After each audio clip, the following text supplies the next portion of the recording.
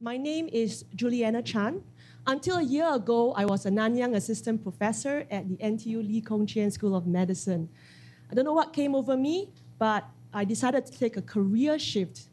From what I understand, today's world, nobody takes on the same career for the entire life. So I'm not, rare or unique in that. I've decided to become, I decided in 2018 to focus on science media. So I'm now a science publisher, and I'm the editor-in-chief of a magazine called Asian Scientist Magazine. Aside from that, I also do work with NTU, for example. I publish 2 magazines as a consultant for NTU. They include NTU alumni magazine, NTU Link, and NTU's main R&D magazine, Pushing Frontiers. Today, I have the great honor of being your moderator for a panel on lifelong learning with the help of future technologies. I send apologies that our third speaker couldn't join us today, NTU President Emeritus Bertil Anderson, due to scheduling conflicts. So we are witnessing a technological revolution that will fundamentally alter the way we live, work, and communicate with each other. In the scale, scope, and complexity, the fourth industrial revolution is unlike anything that mankind has observed before. We aren't sure how this will unfold, but one thing is very clear.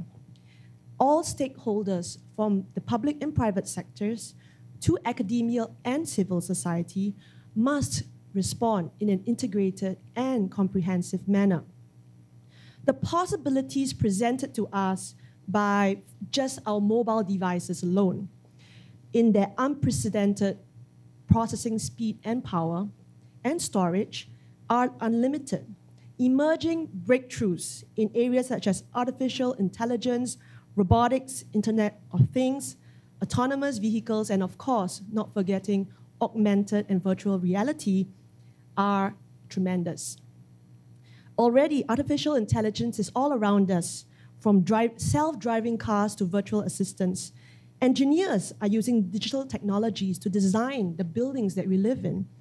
And biomedical engineers are using synthetic biology to alter our bodies and improve our health. So to date, those who have gained the most from it are consumers able to afford and access these technologies. But how can we extend this digital disruption and the power of it to everyone? Okay? How can our current workforce, not the future generation, we've talked about them, they have access to the best education that Singapore and other countries can offer. But how can our current workforce learn, evolve, and upskill?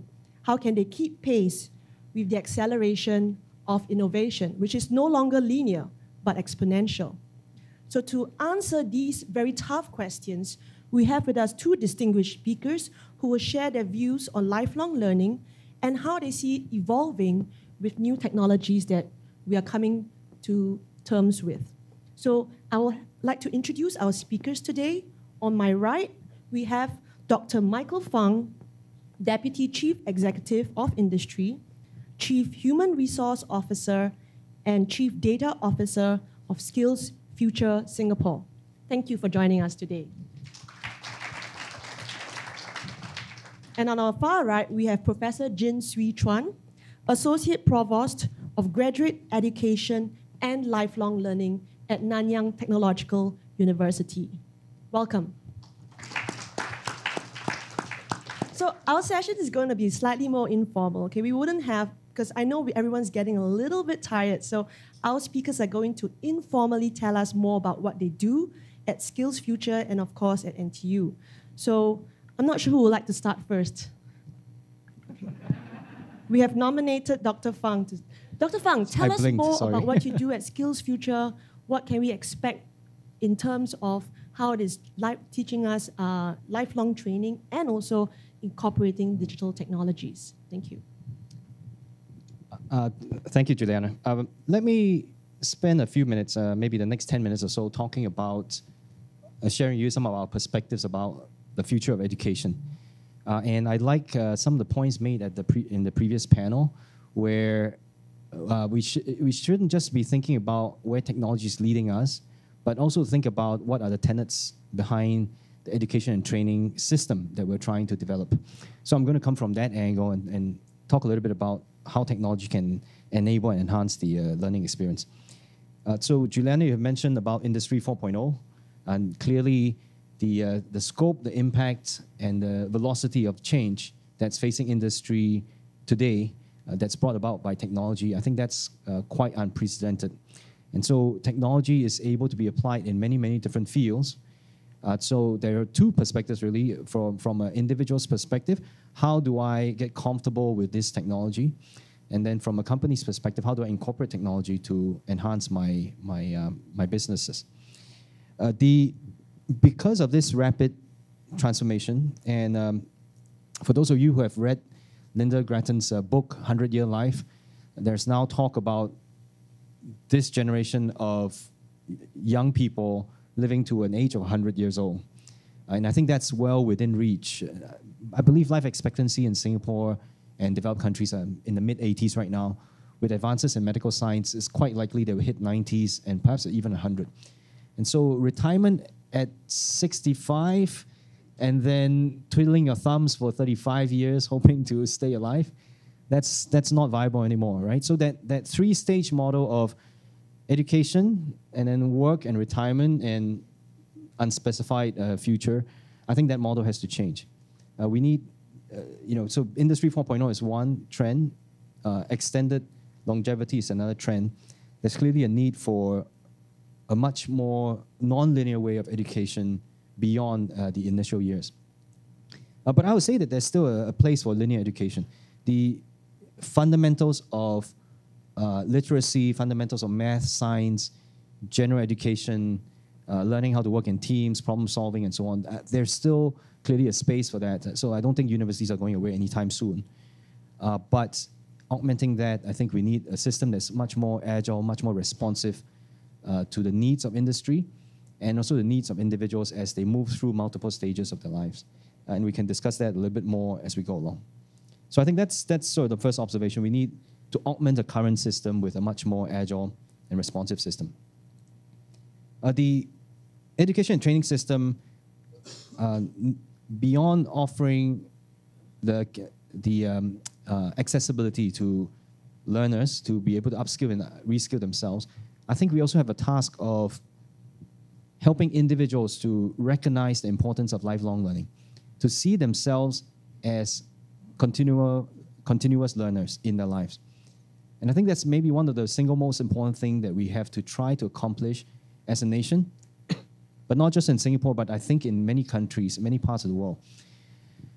If our students graduating from the education system cease to see themselves as learners, gets into the first job that they pick up and they think they can stay in that job for 30, 40 years, they're going to be in for a very rude shock, right? Because maybe 5 years later, 10 years later, that job is going to change.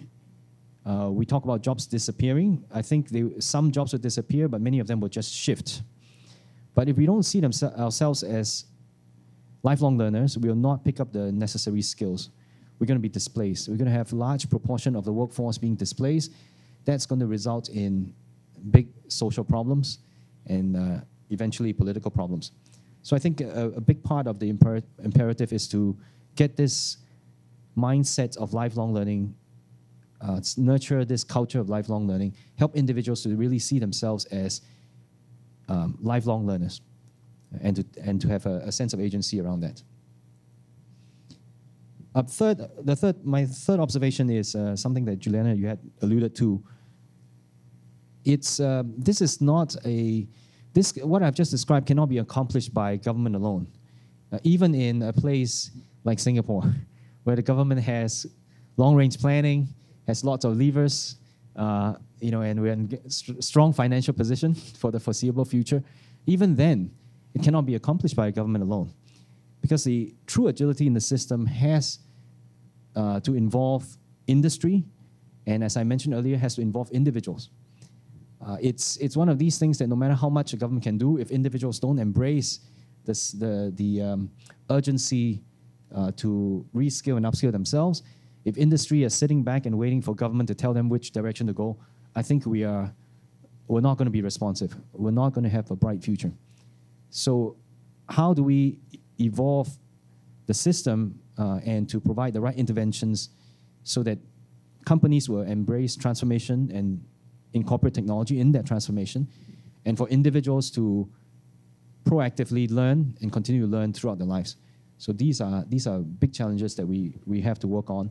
And so it needs to have a strong partnership between government, industry, and individuals for a bright future to come, a future that is undergirded by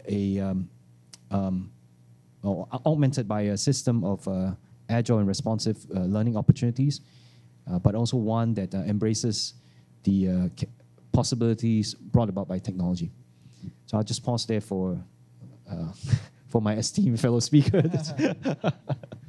All of us here are lifelong learners, okay? Because if we are not, we would not have come for this summit to see where and how augmented reality or virtual reality can help us to better educate the next generation. Now, one of the things about lifelong learning is lifelong learners are very different from our generation Alpha, generation XYZ.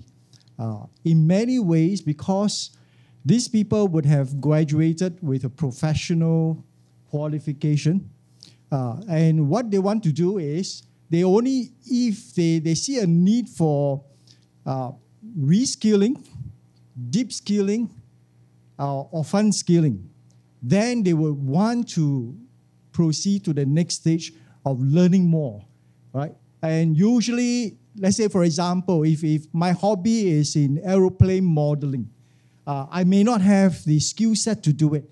But what I do is today, very simply, I will just go into Google, go to YouTube, and find whatever video I have, and learn whatever I can, do my part in buying all the equipment, and then try to assemble and see whether it flies.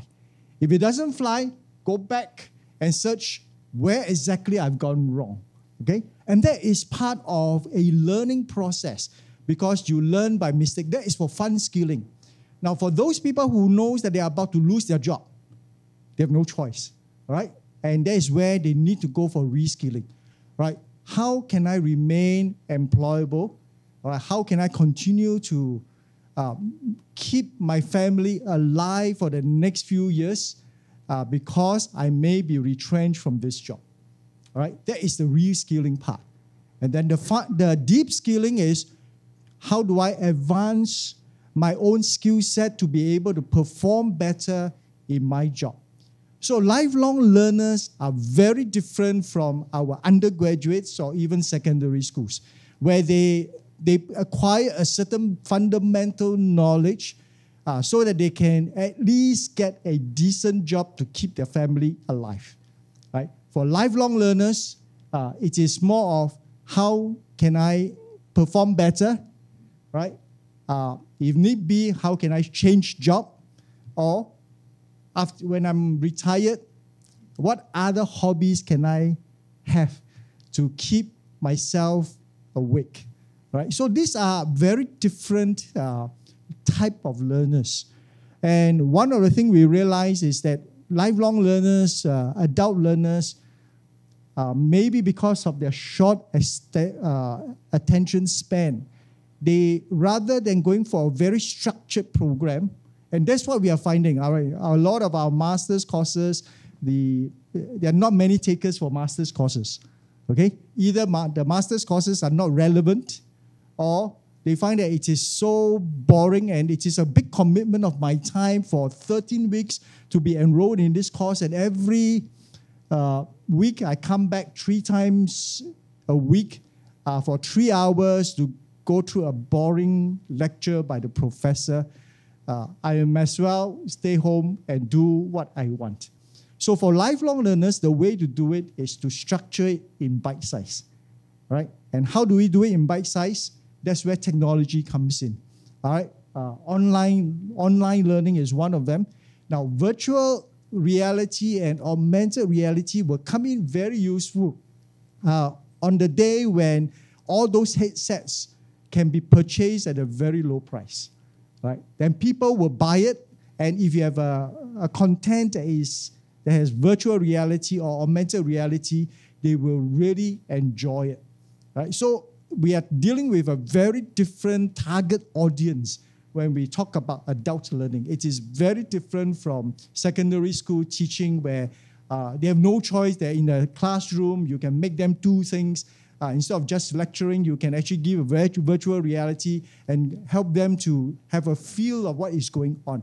But lifelong learners, most of them, after the long day at work, they will prefer to sit at the comfort of their own home in front of a computer and learn on their own. And that is where the technology actually comes in, very handy for them.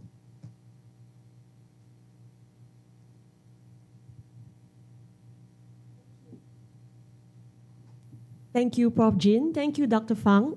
So thank you for your introductions. After this, I will start to open the questions to the floor. But before I do so, I actually have one very straightforward question to set the stage for our discussion on how digital technologies can help us in lifelong learning.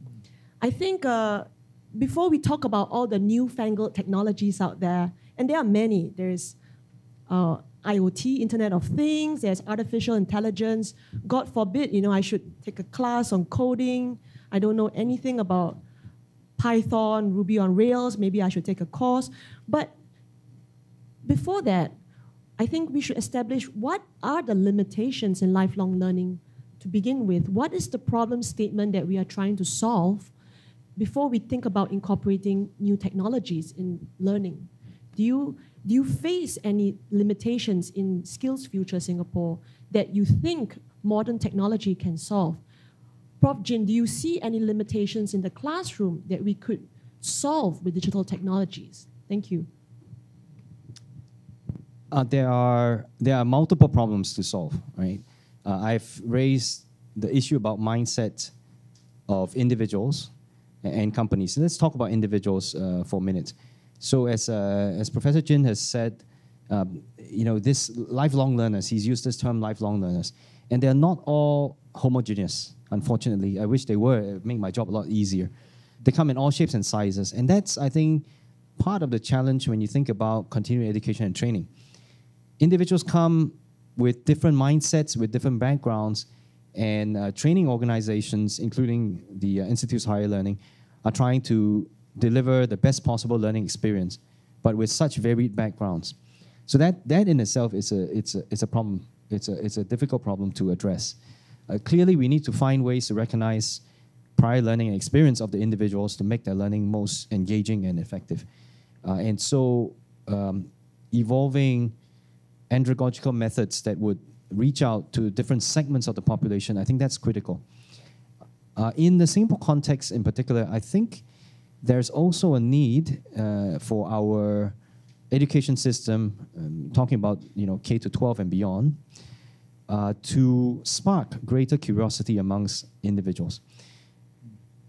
In order for someone graduating from the education system to want to continue to pursue lifelong learning, we must not turn them off from learning completely, in the initial years. We need to continue to encourage that curiosity and find ways to enable them to continue to explore as they go along. I think if we can do that, half the battle is won. And then by making opportunities available that's suited to their life stage, their needs, maybe they need bite-sized modules, maybe some of them can only learn on weekends, some early in the morning. If you can customize the delivery to these different groups using technology or otherwise, that I think will help a lot. That also means that if faculty are willing to work in the wee hours in the morning or on the weekends, that would help. Or if not, then some asynchronous way of interacting with them would help. So I think those are some of the issues. The actual delivery, but even before that will be the mindset to bring into the Dr. Fung, experience. I've heard this many times, even by our ministers. How about gamification? I mean, I know I enjoy playing a game more than studying.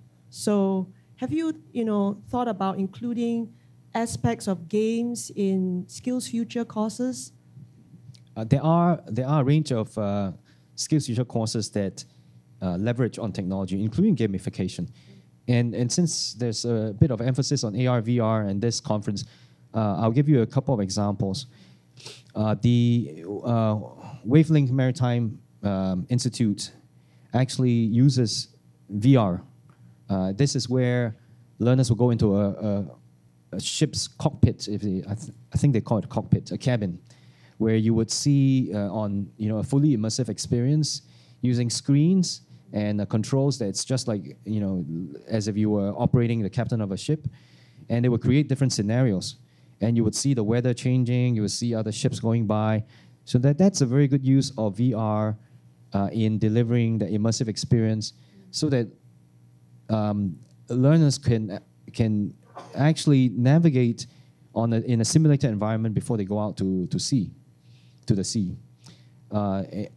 Other examples will include, for example, DHL, for example, is using AR for their truck drivers, where they would have additional information about, shipment details, route details, and so on, and the drivers will have to respond to these, and they're being trained to use these technologies to, again, augment the learning process. So it is being used, but I don't think gamification would solve the problem of lack of learner motivation. So ensuring that learners have the motivation, not only when they become retrenched or face retrenchment, I think that's fundamental. Getting that love of joy of learning and love of learning even before that, I think that's a precondition.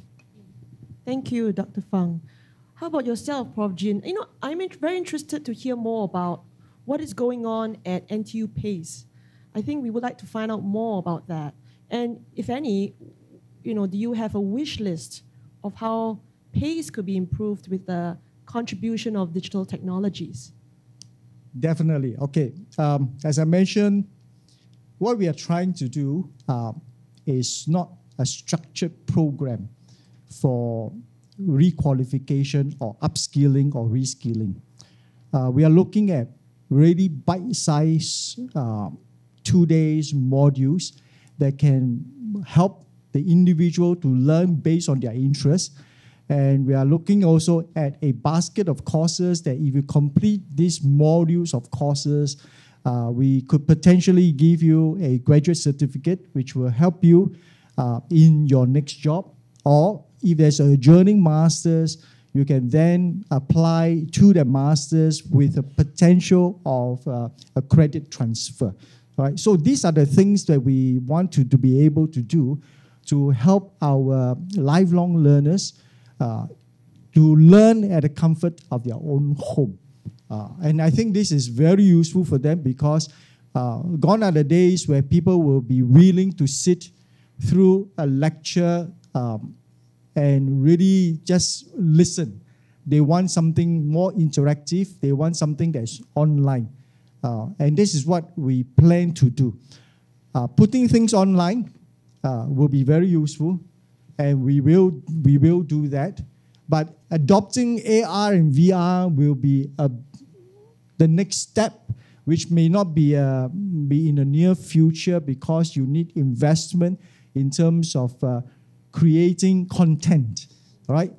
Or changing the content from a normal lecture style to AR, VR type lessons, right? So that will require a huge investment, both in terms of time and also in terms of money. I also know the challenges of adopting augmented and virtual reality in publishing. So now publishers are trying to incorporate AVR in books. So when you go to a page, you scan your any phone on a QR code, and then it will come alive and tell a completely separate story or extend more deeply into that topic. And I know educational, textbooks publishers are also trying to incorporate AVR into textbooks. So that's incredible what is possible out there. But certainly the cost of doing so is sometimes prohibitive. Is there any questions from the audience that we could invite?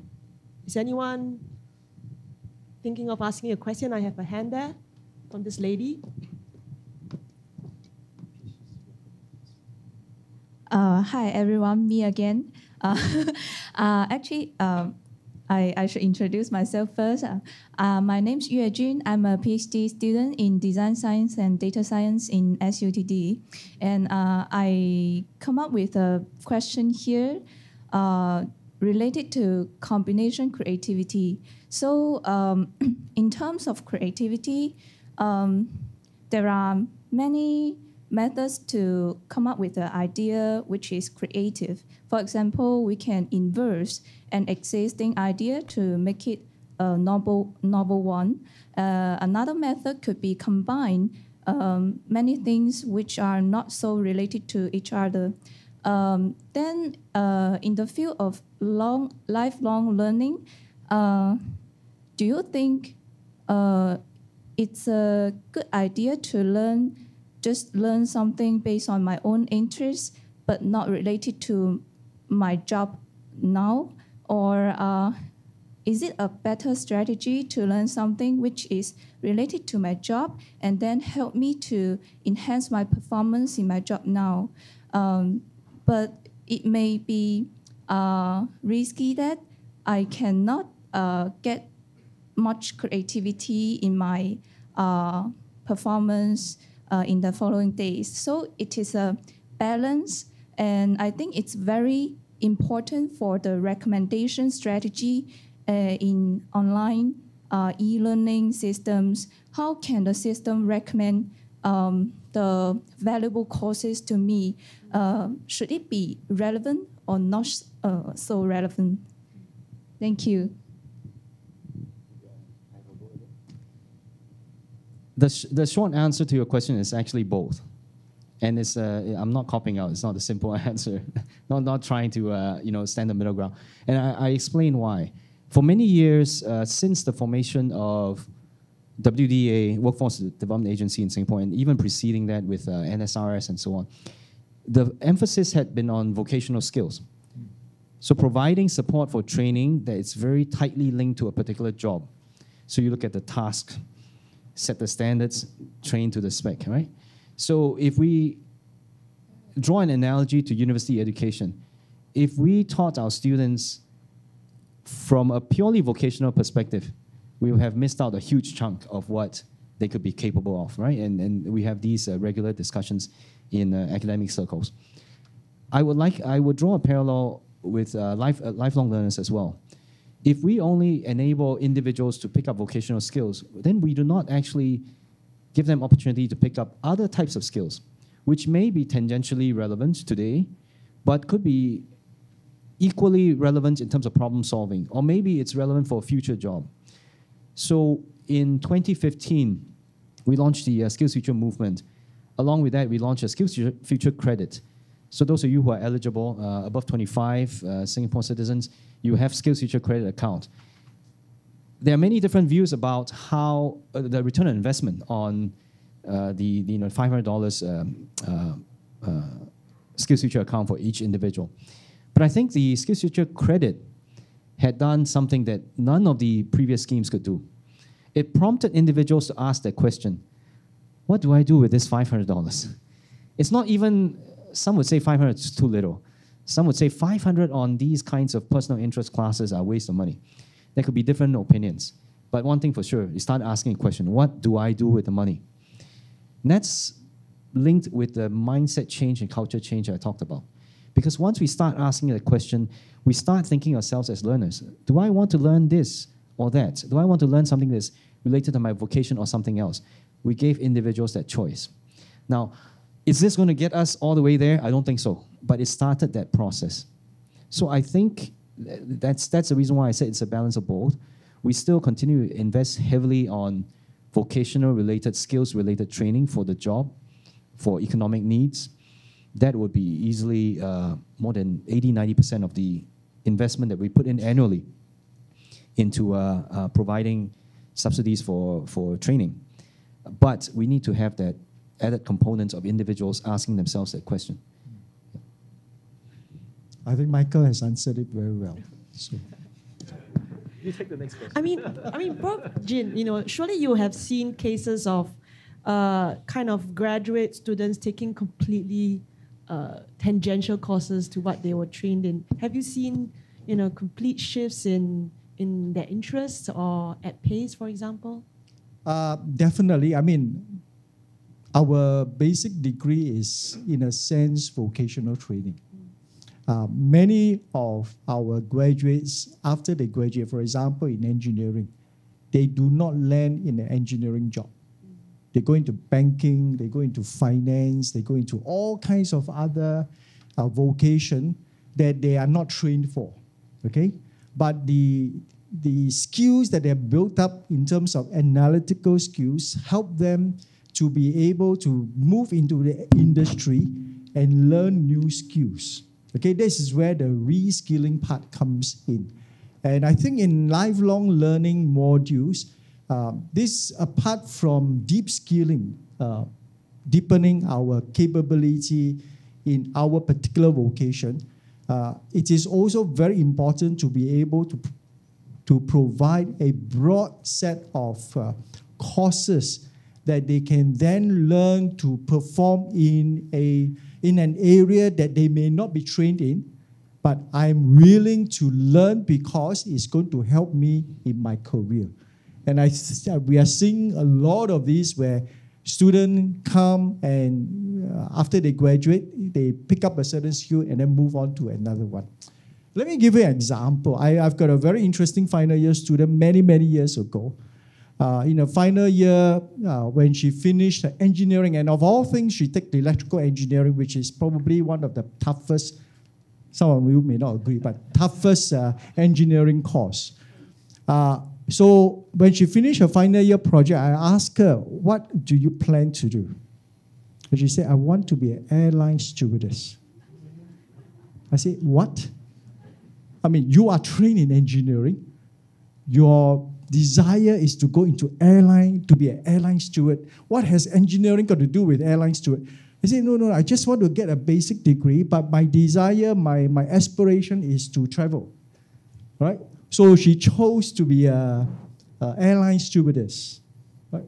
But has engineering got to do with airline stewardess? I really do not know. Maybe, okay, because then she will understand when there's a turbulence, why there's turbulence.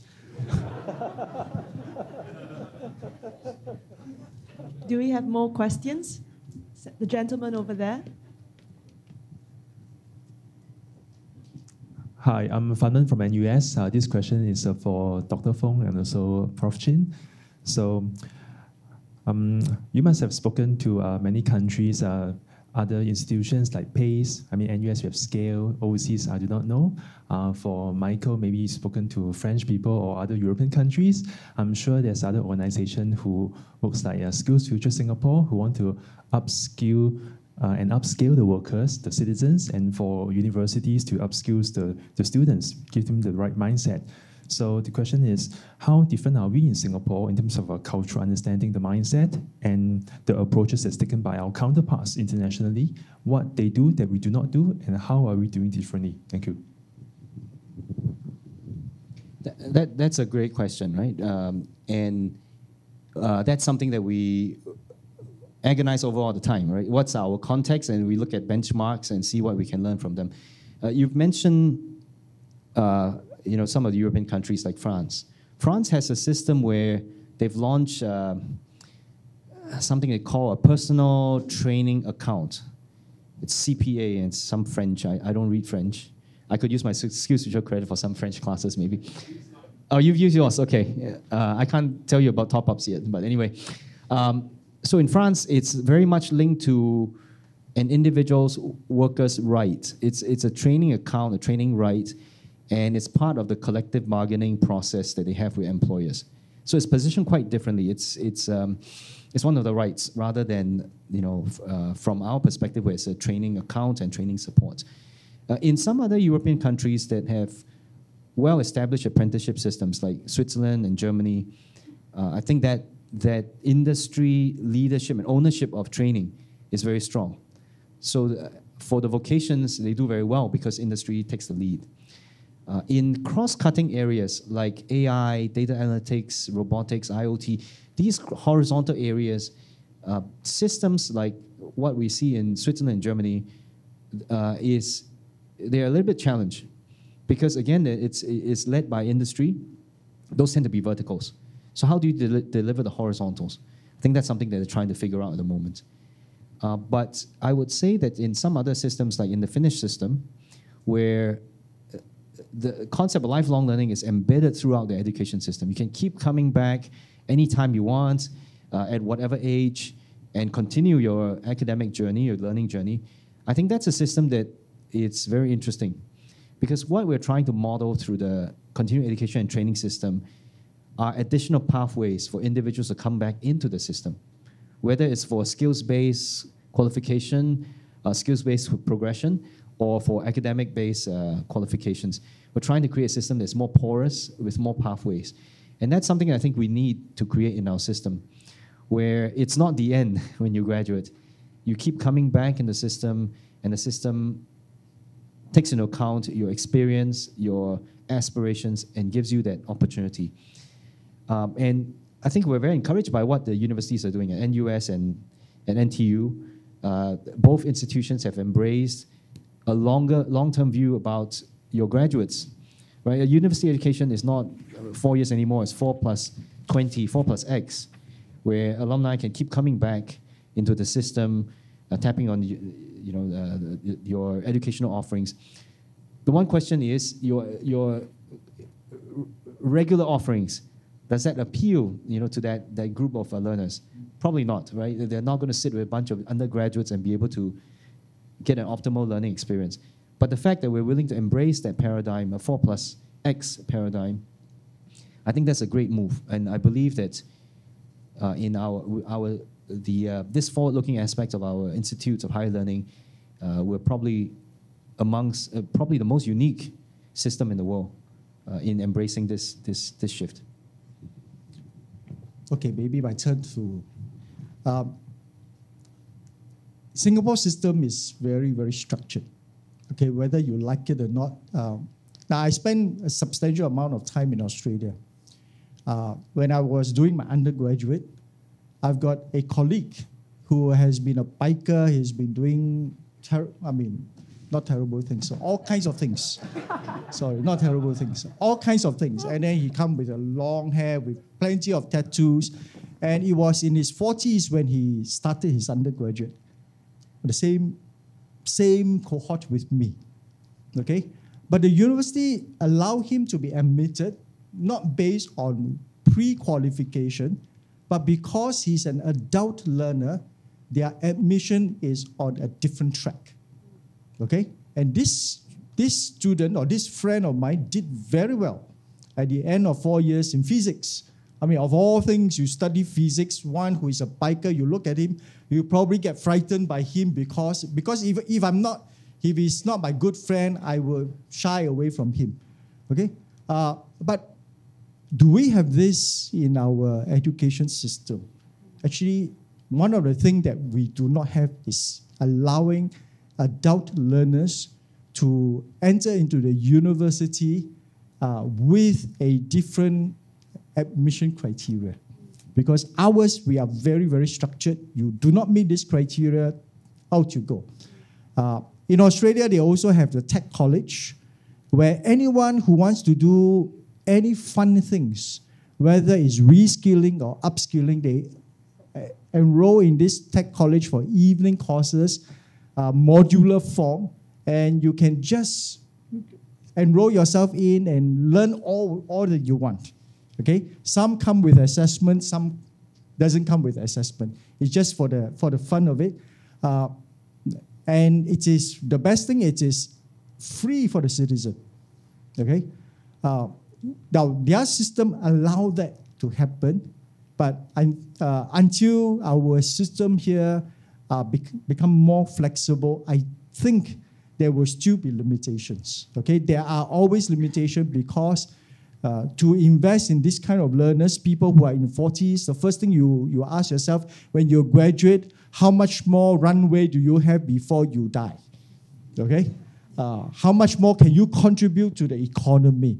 And I think that is a very pragmatic question, but at the same time, there are also limitations. So there are differences in different countries where the emphasis are slightly different.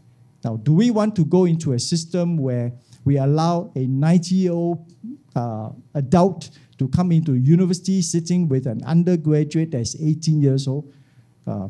Yes and no, okay? Because yes, in a sense that there's something that this adult learner can also contribute to the class in terms of his life or her life experiences.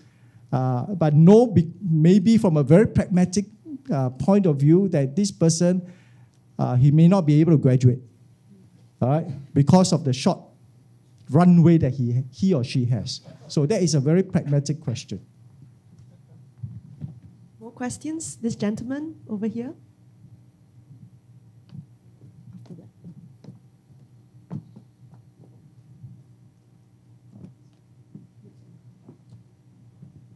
All right, thank you very much. My question is, when we look at lifelong learning, right, the design of the lifelong learning is for older generation, adult learners.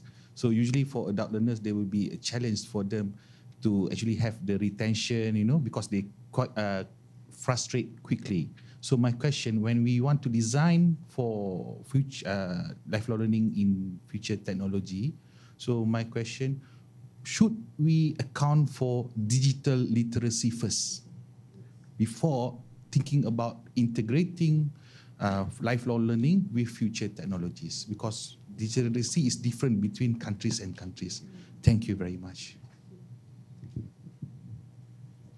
The answer is absolutely, absolutely.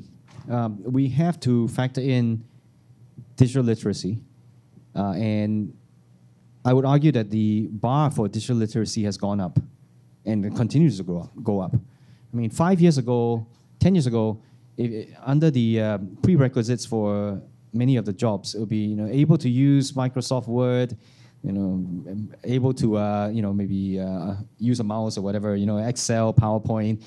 That was digital literacy. What we're seeing now is you have to be able to work with data, able to maybe even do a bit of programming, so that bar has gone up, and I think it will continue to go up. So if we think about the workforce in general, we need to make sure that they all have a certain level of digital literacy, so they're able to perform in different jobs. And we're even talking about infusing some degree of AI literacy. How do you use and interact with AI systems? What's behind AI systems? Demystifying some of that for them. So we've run a number of programs, including a national program we call Skills Future for Digital Workplaces, where the learning outcomes are specified, but we allow the training providers to adapt, design their own the curriculum, design the courses based on the segments they're reaching out to, which then takes into account the fact that some of the segments of population have lower levels of digital literacy or maybe lower retention of information. So we use some of these national programs to reach out to try to make sure that nobody's left behind. But it's an important problem, and it's a difficult problem to completely address. But we try to do what we can. Yeah, I think digital literacy it varies from community to community. In a community like Singapore, where you are very much wired, and from the young, even right now, to the old, almost everyone holds a handphone.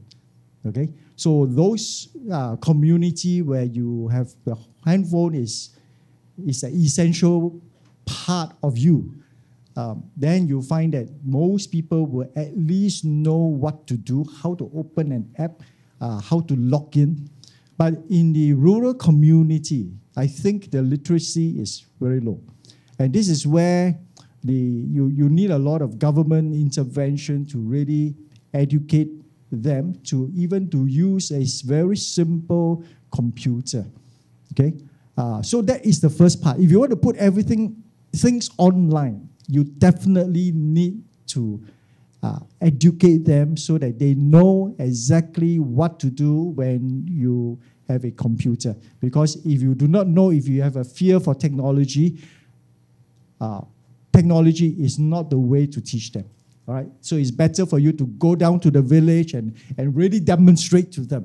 All right, so I would think technology enhanced learning may not be for everyone and may not be for every community. Right? And there are certain community where this will be very useful. Certain community, it is better for you to go down and demonstrate and show it to them. You know, on that note, Dr. Fung, I have to report a success story with Skills Future Credit. Okay, this is anecdotal. Okay, one success story. I helped my mother sign up using her Skills Future Credit, about $100, to use, the course is called How to Use Facebook for E-commerce. Nowadays, you can sell anything from your bags to your potted plant on Facebook. But that is daunting for my mom. So she signed up, she went for the training session, and now she's selling things online. Wow. She finds Facebook challenging. So you know, I think something like a bite-sized course can, you know, empower women and men, and my mom in particular, to sell anything she wants to sell on Facebook. So that's my story for the day. We have one more question for this gentleman over there. I think we can take just one more after that. If anyone has a question, anyone has a burning question. If not, this will be our last question for the session. Thank you for the sharing, Dr. Fung and Prof. Jin. Dr. Fung, you mentioned that with curiosity building from the young and the right mindset developing over the years, this is half the battle won. That's excellent. I totally agree with that. You also mentioned that with industry engagement through internships or other schemes, this will better align training and education towards industry requirements. So those are excellent. And Prof. Jin, you mentioned that getting an engineering degree, even though you want to be a flight stewardess to help tell turbulence in the air, is also a good point, because foundational skills do not necessarily translate into what you necessarily want to do. I don't know what Dr. Juliana Chan's training was, but she's now a media person and not what she was before. So that's a transformation as well. And Prof. Jin, you also mentioned about lifelong learning. So given that beliefs drive behavior, and behavior will drive action or the lack of action, and the action or lack of action will then drive the outcome. Given the backdrop of Industry 4.0 that's hitting fast and furious, I've traveled around, so I'm a venture capitalist. Education technology is one of the ones I see. So given what is happening around the world and which is fast and furious, which especially in China, I see it going like super high-speed train, faster than a super high-speed train.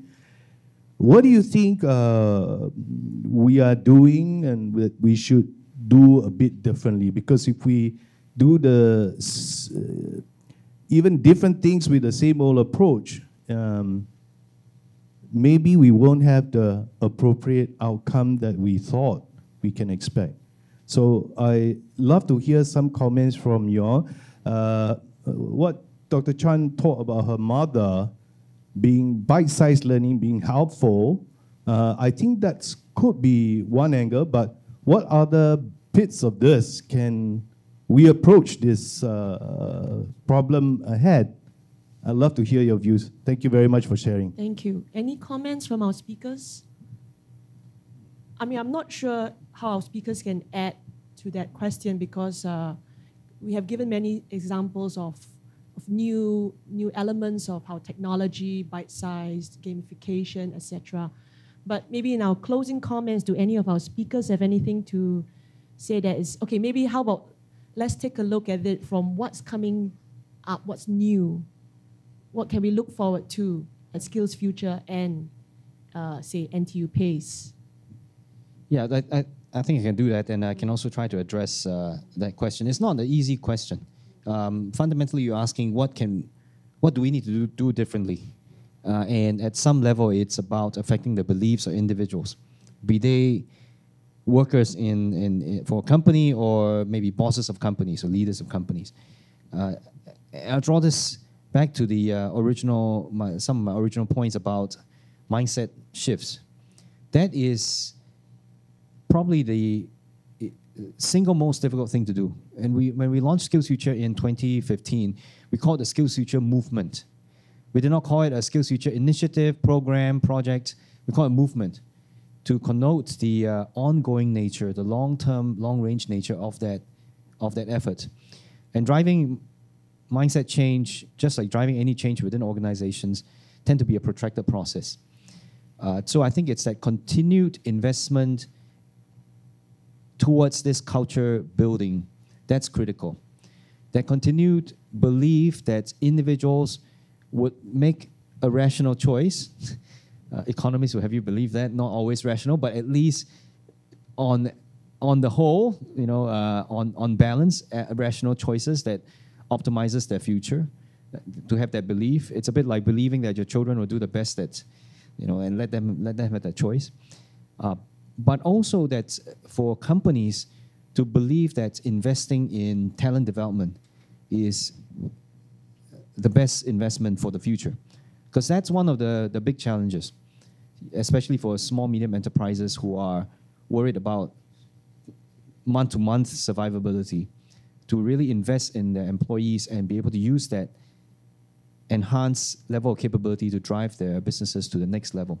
So these will be the two wicked problems, if you would, that we think needs to be addressed and has to be addressed on a sustained basis. And so, I think in closing, I'll just say that we can't do that mindset shift alone. We need individuals to be on board. We need academic institutions to be behind this. We will learn from the process. This 4+X, will work for certain groups. Maybe for some of the segments, we need to address more basic literacy needs. For some segments, we need something specialized for them, tech enhanced. For some, might be face-to-face.